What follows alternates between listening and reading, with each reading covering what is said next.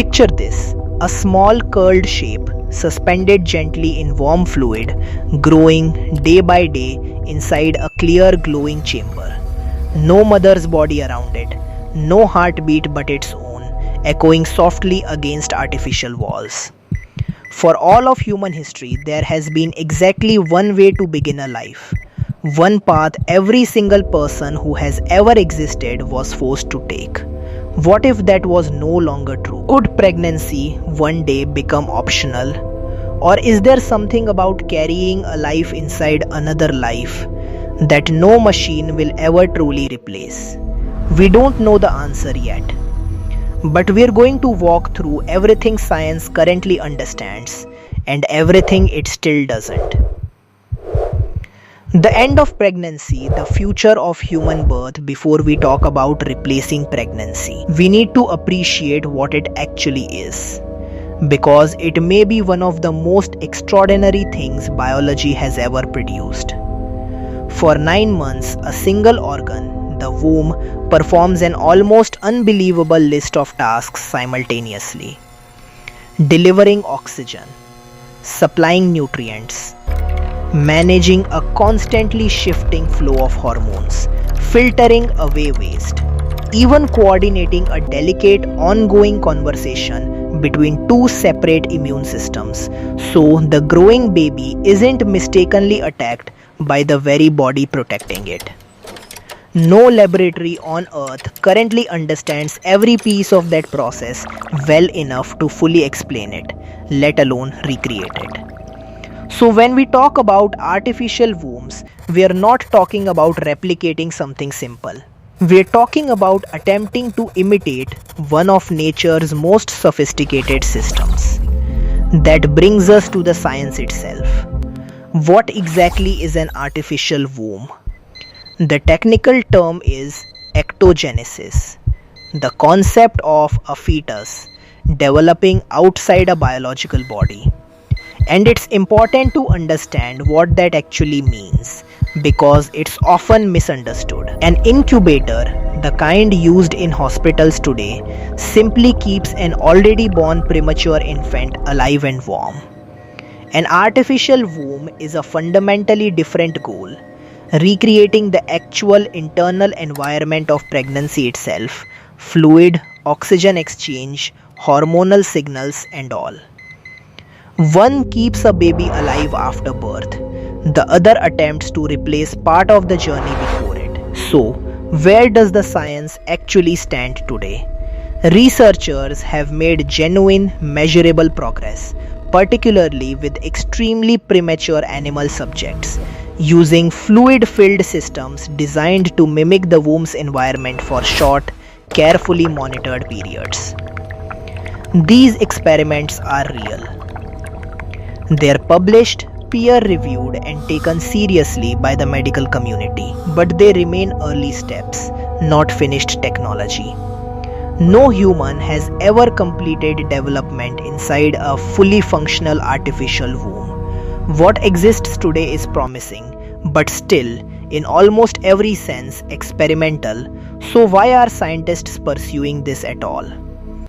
The honest answer has very little to do with replacing mothers and everything to do with saving lives. Extremely premature babies, born far too early to survive using current neonatal technology, are one of the primary motivations. So are pregnancies complicated by serious medical conditions that put both mother and baby at risk. If this technology succeeds, the primary purpose is survival, giving fragile, vulnerable lives a chance they wouldn't otherwise have. And the potential upside, if it works, is significant. Lower infant mortality rates, better outcomes for high-risk pregnancies, expanded medical options for parents facing devastating complications. Some researchers have even discussed long-term applications for supporting human life during future space travel, where pregnancy in extreme conditions may become an entirely new kind of challenge. These aren't guarantees, they're possibilities, actively being researched, evidence by evidence. But here's where the story gets humbling. Despite real progress, scientists still cannot recreate the full complexity of natural pregnancy. The hormonal signaling between mother and baby, the intricate, still not fully understood function of the placenta, the precise coordination required for healthy fetal brain development.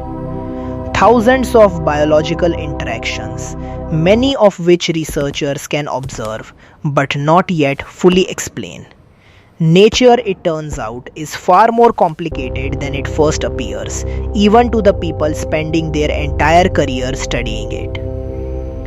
Which brings us to what may be the most important and most uncertain question in this entire documentary.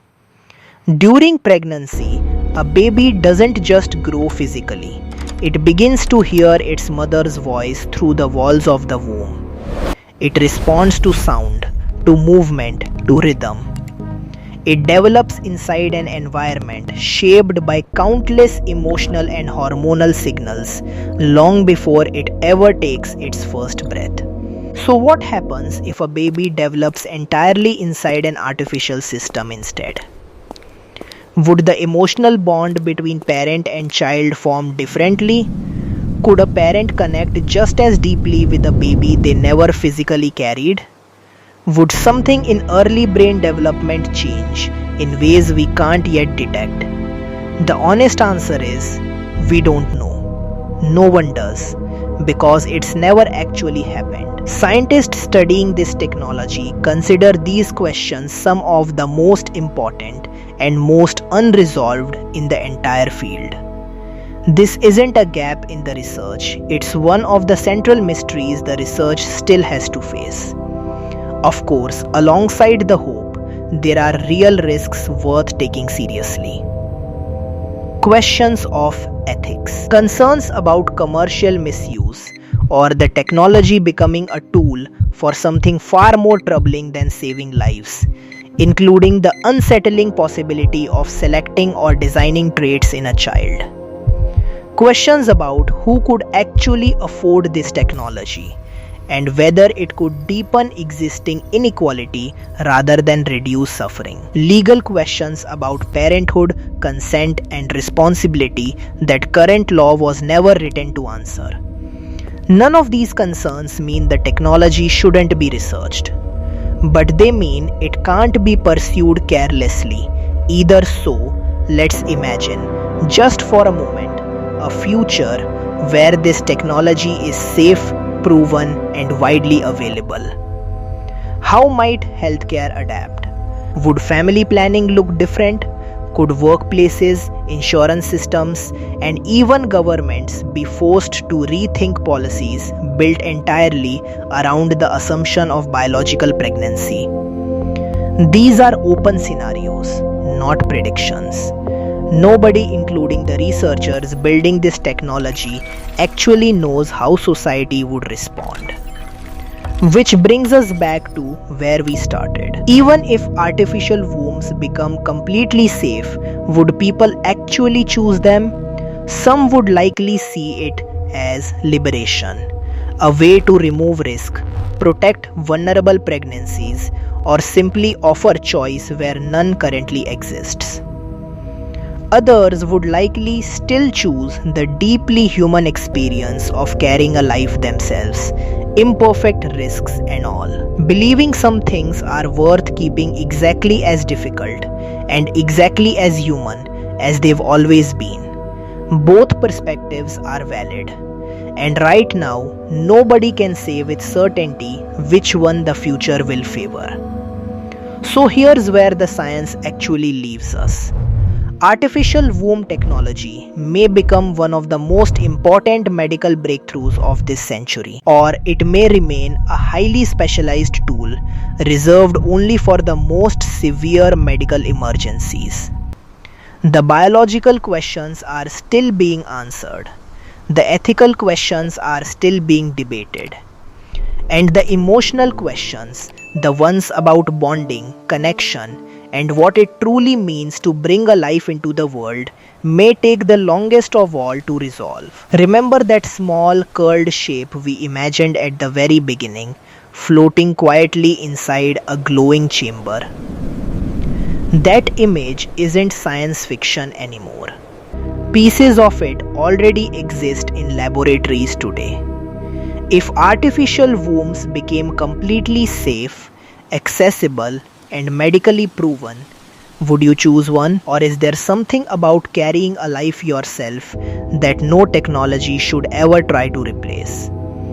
If this documentary made you think differently about where medicine is heading, that's exactly why Secret Horizon exists.